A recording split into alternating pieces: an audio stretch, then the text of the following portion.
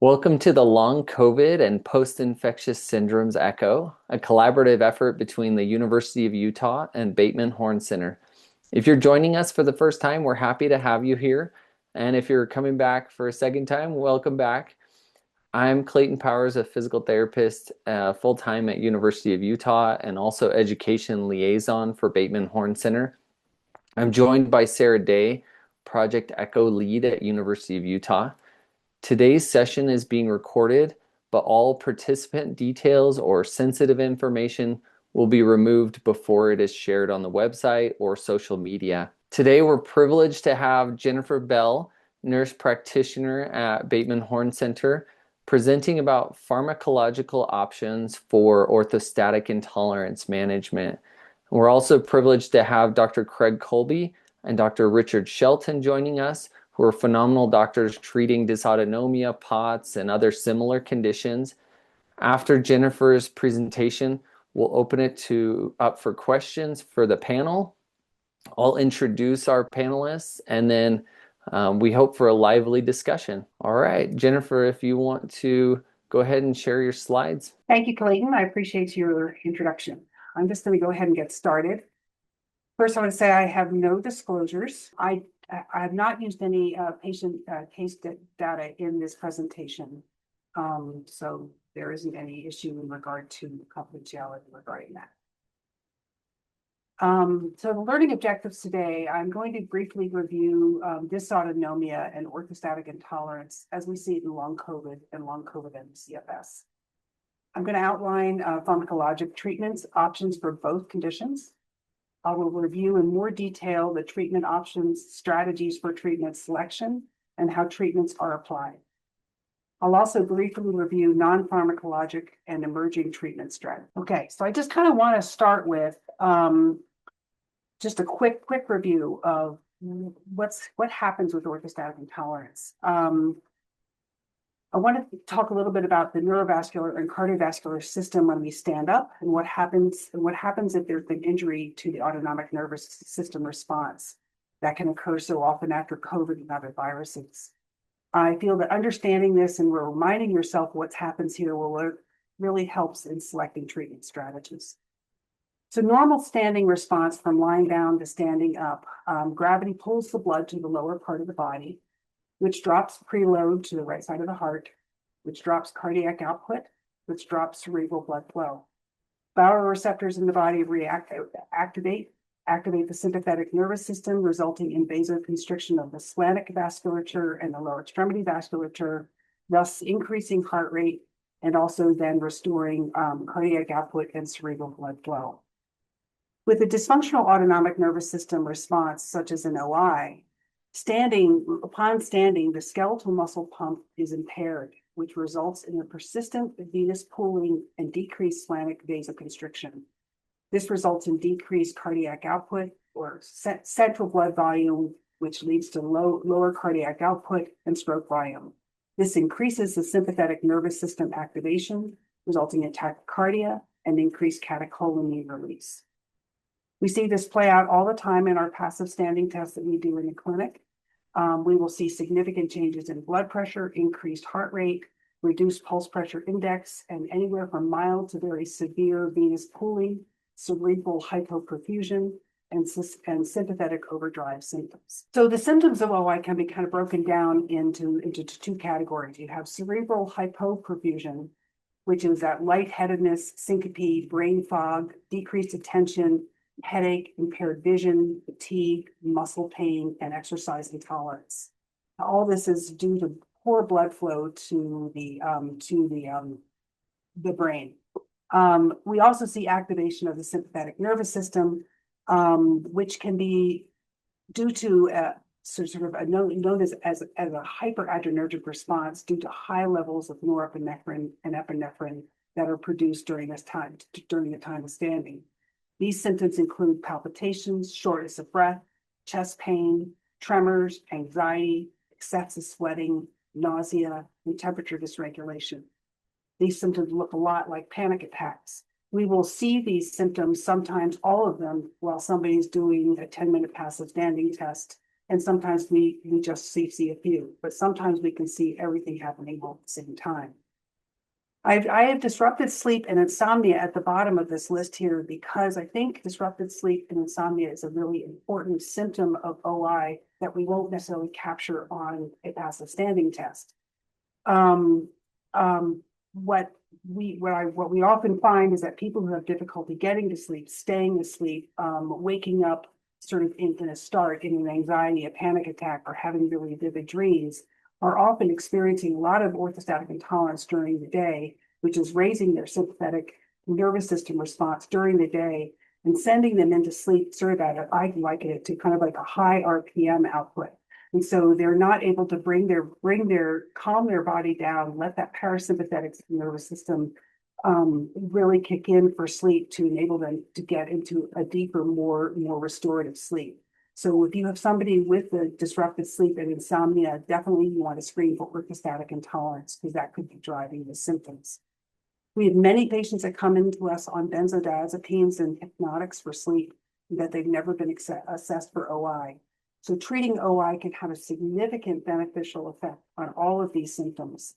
So if you have somebody who feels better when they lay down, but when they stand up to try to stand at the kitchen sink to wash dishes, and they can only do that maybe for a couple of minutes and they have to lie down again, you really need to be considering orthostatic intolerance as a driver of that symptom. And just quickly, this is a slide just to show you how dysautonomia, because this is orthostatic intolerance and that sympathetic nervous system response is all part of dysautonomia, how multi-system dysautonomia can be. So it's just not the cardiovascular or neurovascular system, it's other systems as well that can be involved. I'm just going to take a minute on this slide. What I have found working with Bateman Horne now for 5 years, to better treat OI, it's really important to break down what you see on that passive standing test, that 10-minute Massillon test that people are doing. We do them on every one of our patients. And I start asking myself questions when I'm looking at the results of this as to where do I need to start? What am I seeing here? And I don't hold to the strict diagnostic criteria of, their pulse has to go up by 30 beats to meet the criteria for POTS, for example. If they're not tolerating standing, they have orthostatic intolerance. And it comes in, to me, OI comes in many, many different flavors. So there's a way to kind of tease out somewhat what is happening by asking yourself sort of 5 major questions here. First of all, will I need, based on what I'm seeing in the passive standing test, do I need to support their vascular volume? And then, do I need to improve their venous return to the right side of their heart? Do I need to control their heart rate? Are they having a hypertensive or hypotensive response to standing? And what other sympathetic nervous system activation symptoms am I seeing? So to start with vascular volume, I particularly, when I see somebody who has a low resting blood pressure and who has a relatively normal heart rate lying down, and then when they stand up, I see their blood pressure drop, and I probably will see their heart rate go up. I have to think about, is this because their vascular volume is not robust enough to be able to support their blood pressure? And is that why they're having this rise in heart rate? So if I see somebody with a low resting blood pressure, I'm probably going to be thinking that they're going to need more vascular volume support, maybe right in the beginning before maybe I start adding a lot of other medications. So I think that's a really important component to look at when you're evaluating the passive standing test. Improving venous return to the right side of the heart. If they have a lot of venous pooling in their extremities, they've got evidence of that premature arterial venous shunting, you're seeing all that modeling of their lower extremities, their hands, and you're also seeing a drop in their pulse pressure index. And remembering that pulse pressure index is systolic blood pressure minus diastolic blood pressure divided by systolic blood pressure. If that's dropping below 25%, then I'm concerned that they are having a significant drop in their cardiac output, which tells me I need to be pushing blood. I need to find a way to help them push blood back up to the core of their body. So in addition to vascular volume, I'm going to want to be using medications that help push that blood back up and improve that that core vascular volume and cerebral blood flow. As for heart rate control, I'm particularly the heart rate control is usually determined by how much sympathetic nervous system output is going on. If I see somebody with an elevated resting heart rate just lying there, such as a heart rate of 80s, 90s, up to 100 lying flat, then I know their sympathetic nervous system is pretty activated, even without having to stand up. So an elevated resting heart rate is a good clue that may be a primary concern. Their heart rate elevation on standing and their heart rate goes up on standing and persists through the passive standing test. We'll see heart rates go up to 140, 150, 160 just by standing for 10 minutes. And we also see either a drop or a rise in blood pressure. But what we know is when we have a more of a sympathetic nervous system driven heart tachycardia, that heart rate usually drives the drop in blood pressure. Whereas with a vascular volume issue, what we see the low blood pressure is driving the heart rate up. So that can sometimes help you determine where do you start. Are they having a hyper or hypotensive response to standing? We often see hypertensive response to standing with that significant sympathetic nervous system response. And we will also see hypotension. So you want to take a look at that. If somebody has a normal resting blood pressure, and they have a really hypertensive response to standing, I don't think of that as them being hypertensive like we think of with primary hypertension. It's a response to standing. So you're really wanting to be looking at how can I help reduce that sympathetic nervous system response so that their blood pressure doesn't go up so much. And then what other sympathetic nervous system activation symptoms do they have, just like the ones I listed before in the prior slide? So going back to vascular volume support, how does one increase vascular volume support? Well, the first and tried and true one is water and sodium. And I would say in almost every one of our patients, we will initiate this to some level of aggressiveness. I usually try to start with 3 to 4 liters of water per day, plus 500 to 1,000 milligrams of sodium per liter of water. Obviously, it's going to depend on what is their cardiac status, what is their renal status, do they have a primary essential hypotension, or anything else that might make you leery of pushing too much water and sodium. So you have to determine that for your individual patient. But in general, 3 to 4 liters of water plus 500 to 1,000 milligrams of sodium per liter of water is a place where I usually start. Sorry. Patients can also use Morton's table salt or other types of general salt to get their sodium. I particularly like electrolyte powders, tablets, and chews. I think they taste better. They're often better tolerated in the stomach, but you do need to make sure that they look at how much sodium is in each one of those products. I try to avoid high sugar products, and I try to avoid ones that are loaded with a lot of stevia because that can really upset the stomach.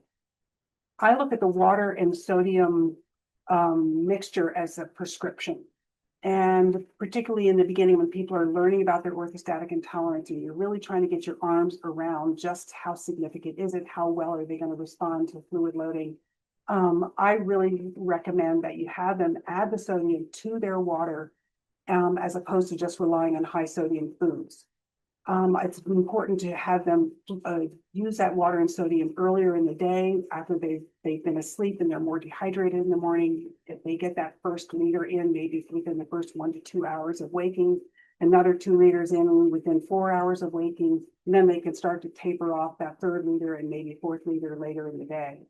But you really want to try to really increase their vascular volume so that they have that vascular volume for when they stand up and start moving around for the day. IV normal saline is a really great tool. Obviously not something we use on a regular basis, but it can be extremely helpful for a number of things.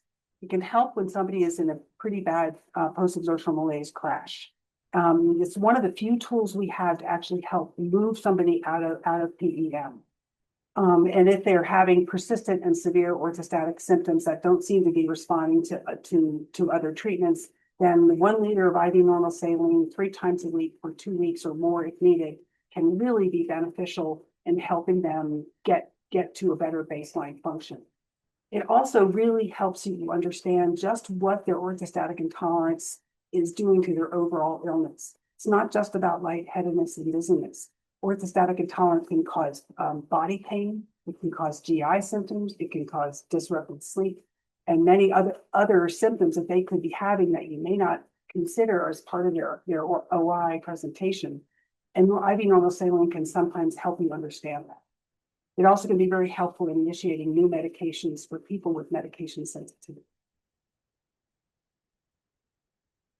So in addition to vascular volume support with water and sodium, you also want to be looking at how do we improve that vascular volume support and that venous return to the heart. So fludrocortisone is particularly good for providing more of a floor of that vascular volume support. All that water and sodium they're drinking, fludrocortisone can really help it work better. So with somebody who's got a low resting blood pressure, I will almost always use fludrocortisone pretty early on in my treatment decision to really try to make that water and sodium work better for them. It is FDA approved for orthostatic hypotension, kind of tricks the kidney into holding on to fluid and sodium. But it's not as effective if a person hasn't already really started doing an oral water and sodium regimen. So I find this really, really helpful. Midodrine and droxidopa are also two great medications that can be really helpful. We usually start with midodrine, and then if that doesn't work well or they have side effects, then we'll work on getting a prior authorization for droxidopa. Midodrine's an alpha-1 agonist, and droxidopa is an alpha and beta agonist. They both increase arterial and venous tone, particularly in the splenic vasculature. Neither diffuse much across the blood-brain barrier, so you don't get a lot of central nervous system side effects. And again, most effective when people are well hydrated. And these two medications can be really, really beneficial for patients in helping them with that upright tolerance and getting that blood back up to the core of the body. Pyridostigmine falls also into this category of improving vascular volume, but also particularly venous return to the heart. So pyridostigmine is FDA approved for myasthenia gravis, but it is recommended in the literature for POTS and orthostatic hypotension. It is an acetylcholinesterase inhibitor. It alters the autonomic nervous system by raising acetylcholine at the neurotransmitter neuromuscular junction. It is a weak stimulator of the parasympathetic nervous system, which is helpful. Its actions result in increased skeletal muscle contraction, so that includes that skeletal muscle pump that's been impaired. It improves venous constriction and venous preload return, getting that blood back to the core of the body, to the right side of the heart. And it can reverse arterial venous shunting, which can help really start moving that blood around the body and getting all that blood that's been pooling in the lower extremities back up to the right side of the heart to get reoxygenated. So it's kind of like this little pump that really helps move blood around. Dosing, I usually start low and go up slow. Your goal dose is 60 milligrams 3 times a day, and then shifting ideally to an extended release of 180 milligrams once a day. I will sometimes start at 15 milligrams, 1 dose at a time, to get them up to 3 doses a day, and then I work up on the dosing. Some people can tolerate maybe starting at 30 milligrams. I just had best luck starting at around 15 milligrams. I try to get them on that extended release as soon as I can, because most people find that works better. What we find clinically is it really improves upright stamina and improves PEM resilience, so they're less apt to drop into PEM for as hard or as long. It does have side effects, so it's not a first-line drug for me. I really like to have their GI system pretty well managed and pretty calm. They're not having a lot of other GI symptoms at the time. So if they have mast cell activation, I might focus on trying to get their mast cell under control before I put them on pyridostigmine. But you can have a lot of GI cramping, increased loose stool output, muscle fasciculations, increased sweating, salivation, and tearing. So there are some side effects, which is another reason you start a lower dose. So now I'm going to talk about heart rate control and sympathetic nervous system activity. The one that you often see used first line are beta blockers. These help reduce sympathetic activity and maximize cardiac output. Propranolol is often the one that we start with. It's well tolerated, it's easy to use, it's cheap, doesn't really have a big effect on blood pressure, and usually well tolerated by our patients. Usually 10 milligrams every 6 to 8 hours can be helpful. You can adjust that dosing as necessary. I found much higher doses than that to be more fatiguing for our patients. And since fatigue is such a huge aspect of their illness, I try not to use high doses of beta blockers. I really like metoprolol succinate ER as well. Sometimes I split the 25 milligram tablet in half and dose it twice a day. I find this provides a little smoother control because of the extended release component of it. And particularly if somebody doesn't have a lot of significant heart rate issues, but they just need a little help with that, then I find metoprolol really beneficial. Atenolol is also a good option. I just don't use it that often. There are side effects, so fatigue, lightheadedness, dizziness, bradycardia, asthma exacerbation. More purely for sympathetic nervous system overdrive, I will sometimes try alpha-2 adrenergic, particularly clonidine, and sometimes prazosin, depending on their presentation. This isn't as much for controlling heart rate. It's really about helping to control that person who, despite all of the other medications and supporting their venous volume, sort of vascular volume, and all of that stuff, they're still having a lot of sympathetic nervous system overdrive symptoms, particularly insomnia, nightmares, tremors, panic attacks, adrenaline surges. The alpha-2 adrenergic agonists help reduce sympathetic outflow from the CNS. I will use lowest doses possible. It can have they can drop blood pressure pretty easily. So the person you use this on needs to have pretty good blood pressure room to use this. You want to monitor their BP and their resting heart rate carefully. It can be fatiguing. So I try low doses and I wean slowly. I primarily use the immediate release. Sometimes I'll use just like 0.05 milligrams at night to see if that will help with their sleep. There are 12-hour and 24-hour release as well. If I have somebody who's doing well on 0.1 or 0.2 of immediate release clonidine, then I will try to switch them to a clonidine patch, which will really provide a much smoother effect from the clonidine. And I found that that's made a big difference for many people. Unfortunately, some of our MCAS patients can't tolerate transdermal patches because of adhesives. So sometimes I can't use that. But I will often start with the clonidine tablet at a low dose and sort of see if it helps. Prazosin is FDA approved for PTSD and nightmares. I will use that sometimes 1 to 2 milligrams at night. Again, it can really drop blood pressure, so you have to be careful with that one. And then finally, and certainly not last or least, is ivabradine. This is more of very selective for lowering heart rate control. It's FDA approved for inappropriate sinus tachycardia. Usual starting dose is 5 milligrams to 7.5 milligrams. I always start once a day just because our patients are so medication sensitive, and then I have them go up to twice a day pretty quickly. Primarily used to lower heart rate in POTS. It has a less hypotensive effect, so that's great for people who have already a low blood pressure. It can be used in combination with beta blockers because it's not great for sympathetic overdrive symptoms. So if you've got sympathetic overdrive symptoms, you can use it with beta blockers, so you're able to treat for both. So ivabradine is a great choice as well. And then moving out of the medications, one of the emerging strategies for treating dysautonomia is the stellate ganglion block. It is FDA approved for complex regional pain syndrome, but it's been found to be fairly effective in some long COVID patients. I think of this as I recommend stellate ganglion block for some of my patients who have that really persistent dysautonomia just can't get under control, despite all the medications you're giving them. So I've had a few 5-10 patients who've gone for stellate ganglion block, and I've found about 50% have had a meaningful improvement in their dysautonomia.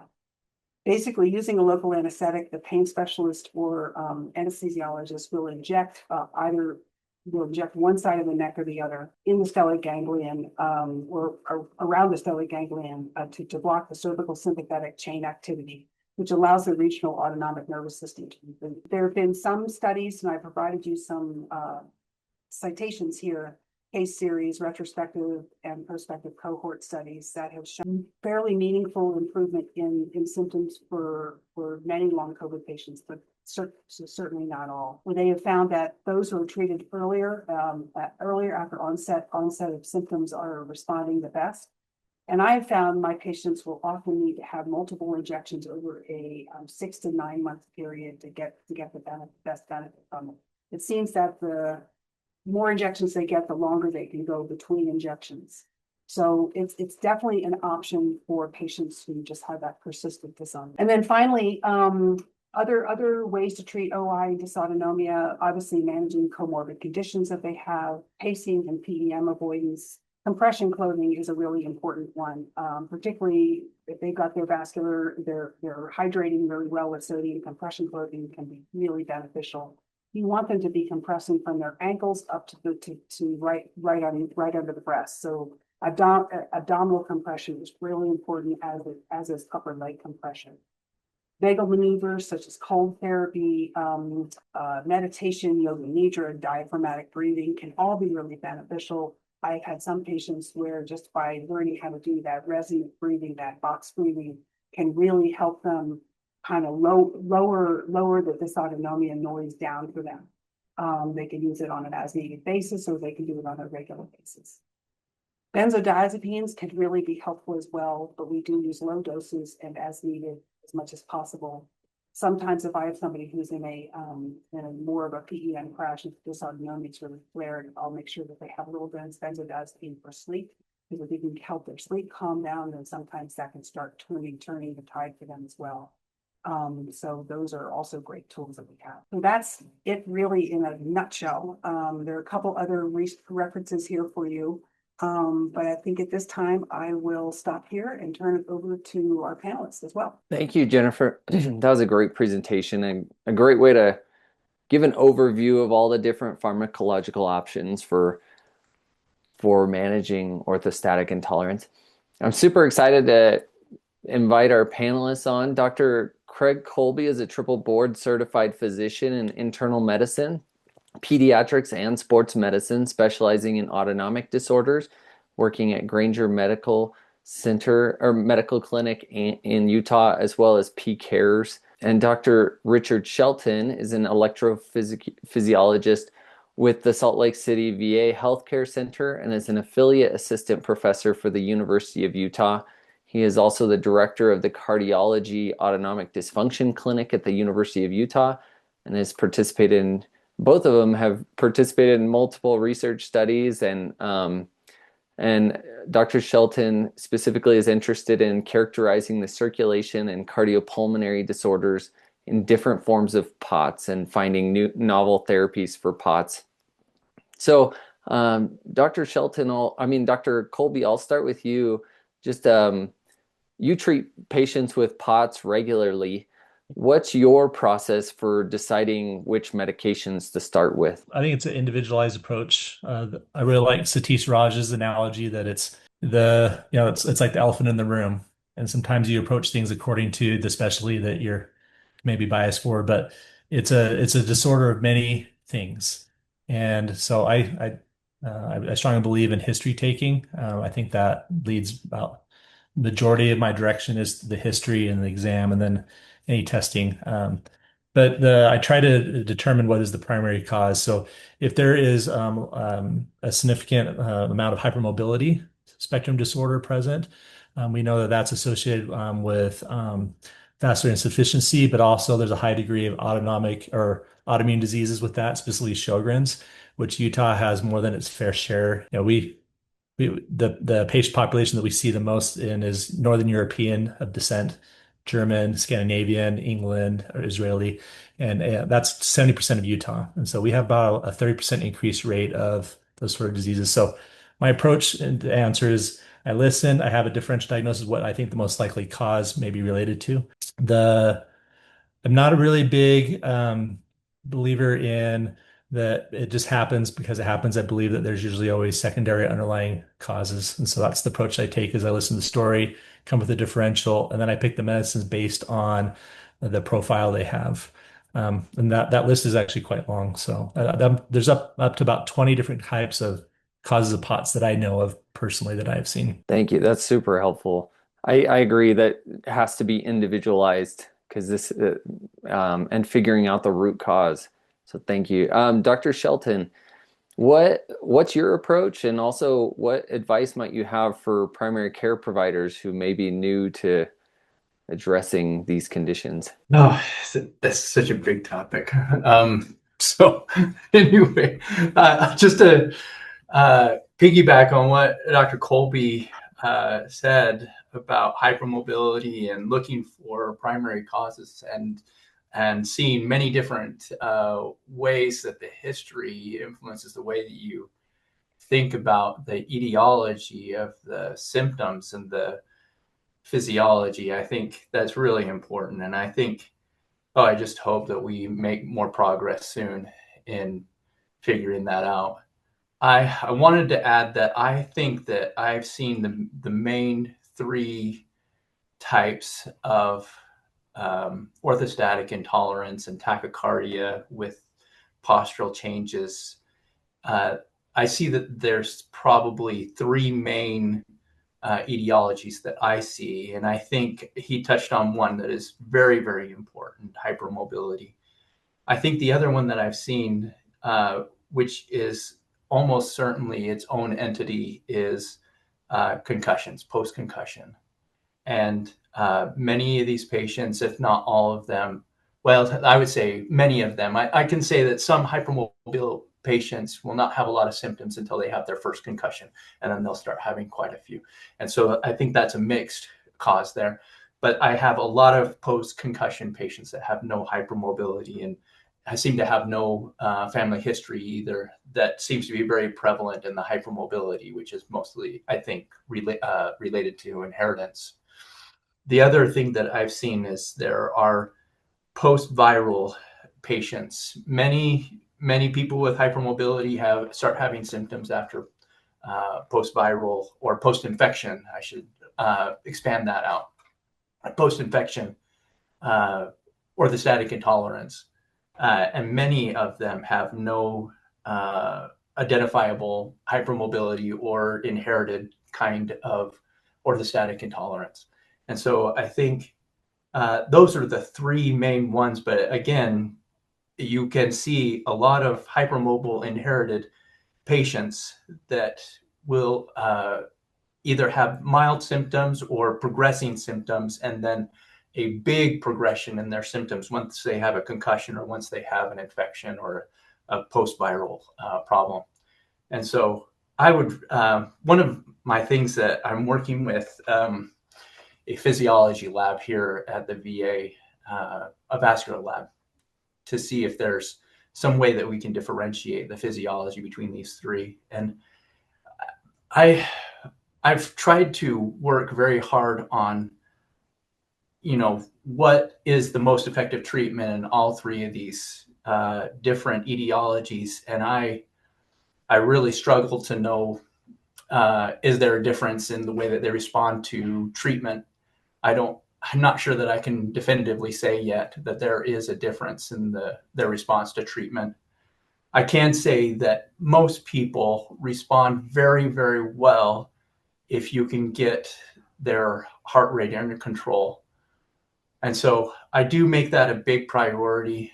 I know there's lots of medications that help people that don't have much of an effect on heart rate, like fluticortisone and midodrine. I think pyridostigmine does have a small effect on heart rate. Those patients that have the most problems tend to be those that I'm able to get control of heart rate, no matter what I do with their medications. And those that have more success are having better heart rate control because of medications, mostly propranolol and ivabradine and pyridostigmine. I can tell you that there's a lot of people that have a lot of symptoms still, even after very, very good control of their heart rate. And I do try naltrexone in those cases. Sometimes I'll even try midodrine and fluticortisone in those cases, but not as often as I try naltrexone in those situations, just because I think that the etiology may not be as related to circulation problems at that time, but I don't know. That's a big question mark. more physiologic studies may be helpful in figuring out whether that's really true or not. But yeah, there's a lot of research still needed, right? And a lot of work in yes, this field I still was needed. going to add one thing as far as doing standing orthostatic vital signs. I think from my observations, I think if you have anything more than an increase of 10 beats per minute, I think that's probably abnormal. And if we don't start treating until we get to 30 beats per minute, we're really doing a bad disservice to our patients. Or if we get their heart rate increase more under control, that it's about 20 beats per minute, and then we stop trying to control those increases in heart rate, I think that we're still not doing a disservice to our patients. But that's just my opinion. Thank you for those great points. We have some questions here. Any further comments on that, Dr. Colby or Jennifer and Bill? Oh, go ahead, Jennifer. Dr. Shelton, I totally agree. And that, as I say, the flavors of orthostatic intolerance, I think we have to really not be bound to those definitions. If somebody's not tolerating it upright, then figure out what's going on. And so I definitely agree. And I see a lot of people who have orthostatic intolerance, they don't have heart rate that even goes above 100. And I think that they're not being, that's not being addressed for them, even though their resting heart rate is 60, that's still going up quite a ways. If it's going to 5, something's wrong there. So it's really looking at, does this look normal? No. So let's figure out what's happening. Yes, and I think I am blessed that I have some advantages in looking at circulation more than most providers, I think, just because I have access to a cath lab that I can send people to, and I have a strong relationship with them that I can get measurements of central venous pressures and other things that inform me on just how abnormal people's circulation are. And I unfortunately, I don't have access to invasive cardiopulmonary exercise testing, which I think is a really important tool. And I think some centers have used it to their advantage very well and have proven sort of the physiologic importance of using pyridostigmine to improve circulation, which I don't think we would have suspected unless we had done that kind of testing. I think there's more kind of testing that we can do for other medications that could show that kind of improvement in circulation too, which I believe that circulation is a key component of a lot of the orthostatic intolerance syndromes, especially the hypermobility etiology. And so I think exploring their circulation problems, besides just doing blood pressures and heart rates, may be very helpful to us, but I'm not sure exactly the best way to do it.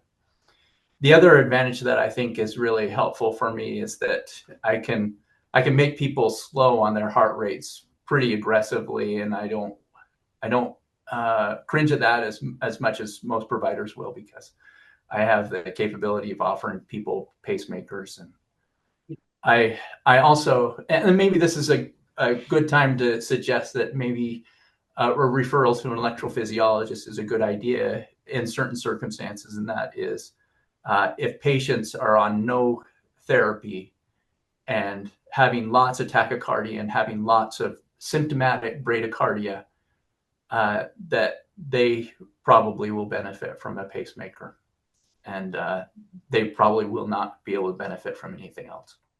At least that's been my experience. And I have probably 15 to 20 patients that have pacemakers, and they're very young. And I don't know that they would have gotten pacemakers unless they would have seen me. Thank you. Dr. Colby, what are your thoughts? Well, I want to expand upon a thought that's in the comments. Peter Rowe and his colleagues over in Europe in 2021, they published several papers, and this is actually specifically a chronic fatigue paper, 724, I believe, participants. And they did table tilt and then cerebral blood flow output. And what they demonstrated was compared to healthy controls, healthy control has a drop of cerebral blood flow on average about 7%, 8%. But what's really challenging to our current definition of POTS and chronic fatigue is you really couldn't tell a big difference between chronic fatigue syndrome, orthostatic hypotension, and POTS, right? Each had their criteria, right? chronic fatigue, majority of them had no change in blood pressure and heart rate. And then there were POTS with just the heart rate change, and then orthostatic hypotension with just the blood pressure drop. And they were all exceeding 30%. POTS was the highest at 40% cerebral hyperperfusion. And then if you go to Schondorf, who originally defined POTS in the original group, and they've pretty much come around that certainly we're using blood pressure, heart rate as a definition, but it's more of a symptom and not the primary pathophysiology. And we know in about 70% of our patients, it's a failure of preload to the heart and a drop of stroke volume, right? And that stroke volume, it can be as high as 40%. And then that 40% cardiac output has to be the metabolic needs of the body. And then the body has to react. It's very, it is so similar to our definition of heart failure, right? Where the cardiac output fails to meet the metabolic needs of the body. And that was originally, Dr. Grubb put that out about 10 years ago. But it's orthostatic, right? It's not that the heart is not, can't receive the blood, is the heart can't pump, which it doesn't receive. And so it's, upon standing, there's a drop, and then laying down and it returns. And so if you think of that as your primary pathophysiology, at least 70% of the patients, then the drugs like pyristigmine and midodrine start making sense. But then you have other phenotypes that have tachycardia upon standing that have no change in stroke volume, right? So I'll give you a good example, post-concussion example, like head injury. If you have a spontaneous intracranial, a CSF leak, right? That causes autonomic dysregulation at the brainstem level, where the RVLM loses ability to regulate norepinephrine and it dumps because it requires a negative feedback loop, just like prolactin in the brain does. And now you can have tachycardia upon standing, but not related to stroke volume. And in fact, some of these patients have hypertension when they stand up. And so we know that there's these different phenotypes. And we know that not every drug works. Pyristigmine only works 50% of the population. Propranolol is 70%. Ivabradine much higher. And certainly lowering the heart rate helps with the stroke volume, but is not the primary pathophysiology. So when we talk about our definitions, I'm going to agree with you. I really don't hold true. How I treat someone doesn't really matter so much with the heart rate increase, because I recognize that they share chronic fatigue, long COVID, and POTS share some of these common problems. But the idea is, well, what's the driving force behind it? Because there's lots of reasons for the preload failure. Post-viral, I think, has been shown pretty well. 97% have antibodies to the alpha-1 antibody or the receptor of the body, right? So when the body outputs its norepinephrine, that's the one signal that's much weaker. The body then increases its norepinephrine levels until that responds. But now you have beta alpha 2, beta 1, beta 2 at hyperadrenergic states, right? That's a very different pathophysiology than, say, someone who has a hypermobility spectrum disorder that may be responding. And so you have to be careful with your drugs. Prazosin is an alpha 1 blocker, so that's not going to be maybe universally acceptable for someone who is post-viral. But if they're hyperadrenergic POTS, where they have the higher blood pressure, prazosin could be a great drug. I mean, some patients do really well with labetalol, where you're blocking alpha, and others do better when you promote alpha with the midodrine. And so that's why you sometimes see these confounding results. I think specifically like in metoprolol, they've had a study where in children where there was no statistical significance between healthy controls of patients until they then broke it into phenotypes and looked at specifically. I'm pulling this out of the back of my head. It's been about a year since I read this, but when they looked specifically at a certain type of symptom, and then if they broke that out, then there was a big statistical difference between those who were on metoprolol and those who weren't. But if we group multiple phenotypes into a study, right? And I'm going to give you, I know I'm going long here, but let me give you a good analogy. If you look at POTS as a vital sign, right? It's blood pressure and heart rate. And the same way we look at fever, right? When someone comes to me with fever, I might think of infection, but there's other causes of fever that have nothing to do with infection. Adrenal insufficiency, drugs, right? Cancer. Well, I can certainly give Tylenol to everyone and make them feel a little bit better from the symptom, but I'm not addressing the disease.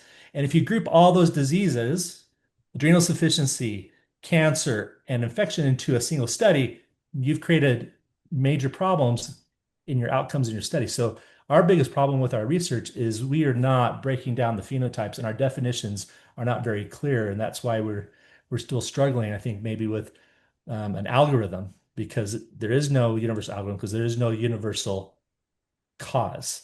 So yeah, you have to be really careful by labeling someone's POTS. That's not a cause. That is a constellation of symptoms. And it's just like fever. Now you need to put on your hat and says, what's your differential diagnosis? And then once you go through your differential diagnosis, then you can start picking your drugs out, because as much as Midodrine helps people, it also hurts people who have, let's say if they have a vascular compression syndrome like Nutcracker. Midodrine's a terrible drug for them, as well as pyristigmine. That makes them sicker, but it looks just like POTS, and they get mislabeled all the time. And so I guess what I'm trying to say is our definitions are confusing. Our studies are confounded by all these putting so many groups of problems together under a single definition. And I think that's why we struggle. But I think that study that Peter Rowe put out 4 years ago really challenges our definitions, because, for a big person, it's all about stroke volume, hyperperfusion, and what does the brain do with that? And there's lots of reasons for preload failure. Yes, those are great points. We Yes. need more phenotyping and individualized care. Any thoughts about that, Dr. Shelton or Jennifer? I agree. I think is there anything that helps you to know when to order imaging or order additional testing? So I go back to history exam. I think that probably gives me 85% of everything I need to know. And so there is 7 different causes of orthostatic headache, right? So POTS is one. And if you know that, what that phenotype looks like, they're worse in the morning. And as they get going, as the day goes on, their headaches actually improve. It's diffuse. And it actually sounds an awful lot like pseudotumor, but it's not pseudotumor in its character. But if you have a headache that's better in the morning and worse in the afternoon, right? I'd question the POTS diagnosis, right? Nutcracker syndrome has a headache that's worse in the afternoon, much better in the morning. CSF leak has a headache that's much better in the morning, but worse in the afternoon. And sometimes telling the difference is hard. So where the headache is at, what makes it better or worse? I actually use headache as a diagnostic tool in my clinic. I get really specific on where and how and when, and I break it down into the 7 different things that cause orthostatic headache. And then that helps me determine what type of imaging I'm going to go after. So if they come in with a classic story for CSF leak, after a head injury, they've been diagnosed as post-concussion syndrome. These headaches are, I'll give you a great example. I was given a girl by EP cardiology a few years ago. She was a 16-year-old. She'd been in bed for 2 years, and her symptoms all started one day jumping on a trampoline. Sudden onset. Right. And then the headaches were diagnosed as migraine, but none of the migraine medicines worked. She was admitted to primaries for several weeks. They tried everything, nothing worked. Eventually, someone noticed that she had tachycardia upon standing up, so she was labeled as POTS. But it had been 2 years later, neuro-opto, everyone's like, you're just gonna have to live with these headaches. And so she comes into me and is referred by her EP pediatric cardiologist for a second opinion. And so she comes in and talks to me about her headache. And there was red flags, sudden onset on a single day, jumping on a trampoline, right? Well, that means that it may be a mechanical component, right? And then the fact that she couldn't get out of bed, every time she stood up, the headache came back severely. And so I was like, that's not what I typically see with POTS. So I scanned her and we found she had a CSF leak, undiagnosed for 2 years. And this is one of my sentinel events, but I then followed the algorithm given by Mayo Clinic, and we blood patched her. We couldn't find it. We just knew where it approximately was. And after the 3rd blood patch, she had 100% resolution of her headache and went back to school, and within 2 weeks. So your differential makes a big point. And if you go back to your question, how do I decide the imaging? It's the story. If the headaches are in the front of the head standing up, I know that there's more vascular congestion, because the CSF leaks, their headaches are occipital. They both have coat hanger pain in neck and shoulder upon standing up. They both get better if you put abdominal pressure on their abdomen when they're standing up. You can make the headaches relieve, right? And those are things that I'll do in the clinic. But if you have a patient with a CSF leak and you put them on Trendelenburg, right, and you create pressure, they feel great. But if you have someone who has nutcracker syndrome, as Mayo Clinic showed out in Florida, and the vertebral venous system has no valves, you put them on a Trendelenburg, and they get a severe worsening of their headache, that's a great tool to figure how to tell the difference. And then if that's the case, this headache, I'm not going to be scanning the head, I'm going to be scanning the abdomen and looking for reasons. So the scanning just to look is never a good idea. You should always have an idea of what you're looking for and then specify and then understand what the sensitivities and specificities of these studies are. MRI only finds evidence of CSF leak 50 to 70% of the time, right? But if you move it to a CT myelogram, right, now you move it up to 70%. If you start doing photon counting CTs at Mayo Clinic, now you're getting to more of the 80% range. And not everything's a leak. Sometimes with EDS, it's what they call CSF venous fistulas, where it's actually a siphon. There is no leak. It's just siphoning out at a higher rate than the brain can produce. So stories like, does caffeine make them better or worse? Well, caffeine we don't want our POTS patient to have, but man, if that makes them feel better, maybe it's intracranial hypotension. You can also have intracranial hypertension from jugular compression or cerebral compression causing intracranial hypertension. And if I think that's the case, I'll do lumbar punctures and I'll measure pressures. I mean, that's a very useful thing. I measured a girl yesterday. She's already on Diamox and her pressure was 28 centimeters per water. Clearly her headache is a different type than the label POTS. So this is a long answer, but it really comes down to really good history taking, knowing your differential diagnosis.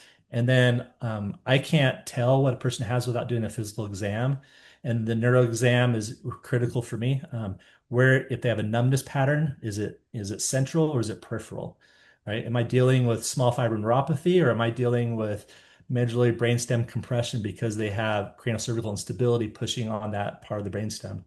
I also use my physical therapist. Oh yeah, I know Chris. Chris Harper. Chris Harper's been key. He's taught me things about these patients, and so my how they respond to physical therapy or their opinions are critical as well.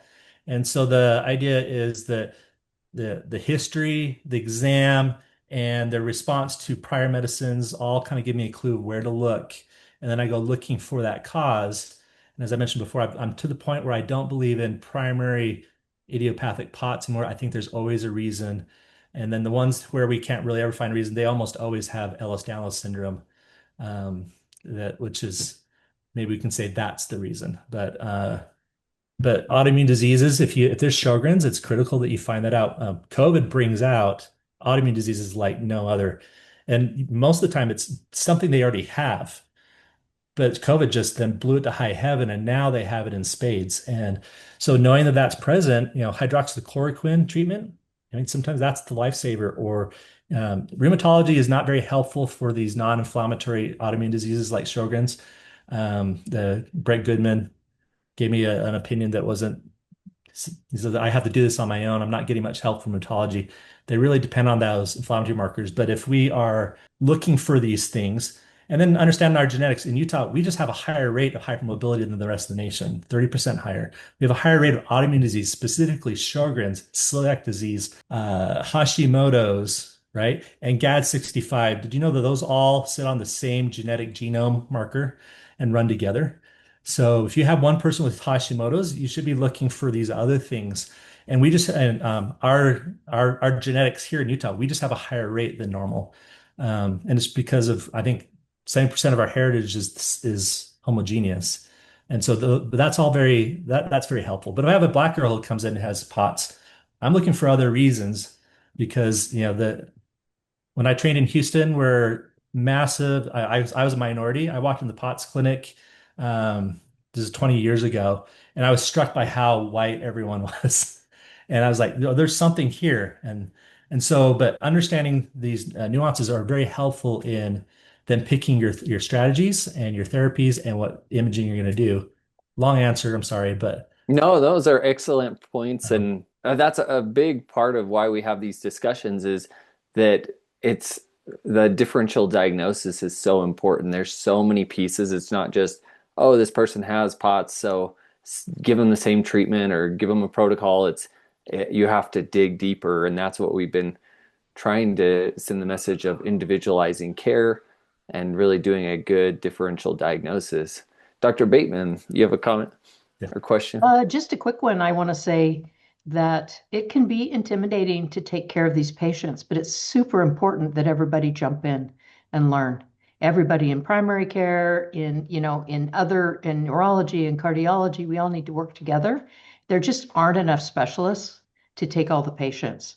So try to be curious and a little brave, but cautious, and take care of people and learn what you can and refer them, when there are problems.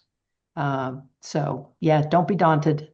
Yes, we need as many hands on deck as we can get and people learning about these conditions and being curious. So, and we have a lot of questions that we can forward to you afterwards. I'm sure we could go on for a while because there's so much we could hit on and different approaches, but this is why we have these discussions and we want to have more of them.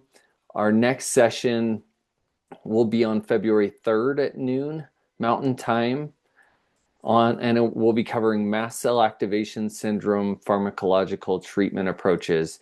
And that is even more, but yeah, for those who attended today, thank you. And then thank you for our panelists and Jennifer Bell for her presentation.